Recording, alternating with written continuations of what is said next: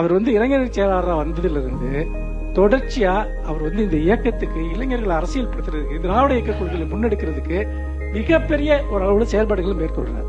அப்புறம் சரி, அவர் இளைஞர் நலன் மற்றும் விளையாட்டுத்துறை அமைச்சரா வர்றாரு.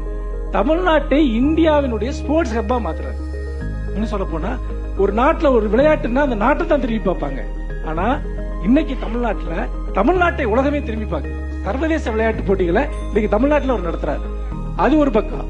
இன்னொரு பக்கம் நீங்க எடுத்துக்கிட்டீங்கன்னா, இளைஞர்களுக்காக இந்த அரசு என்ன செய்யுது? இன்னைக்கு நீங்க ஒரு 10 இளைஞர்களை போய் பாருங்க. அதுல 5 பேர் நான் குரூப் 1 எழுதுறேங்கிறான், IAS IPS தேர்வுக்கு படிக்கிறேங்கிறான். அரசு அவர்களுக்கு அத்தனை ஏற்பாடுகளையும் செய்து கொடுக்குது.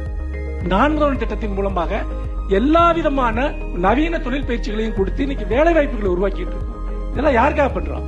இதெல்லாம் நீங்க சம்பந்தப்படாம இருக்கலாம், நீங்க அதுல போய் சேராம இருக்கலாம். தமிழ்நாடு இளைஞர்கள் போய் கேளுங்க.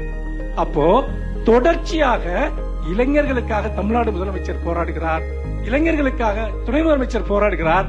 இவர்கள் இளைஞர்களுக்கான தலைவர்களா, வாய்ச்சொல் வீரர்கள் இளைஞர்களுக்கான தலைவர்களா என்பதை 2026 முடிவு செய்யும்.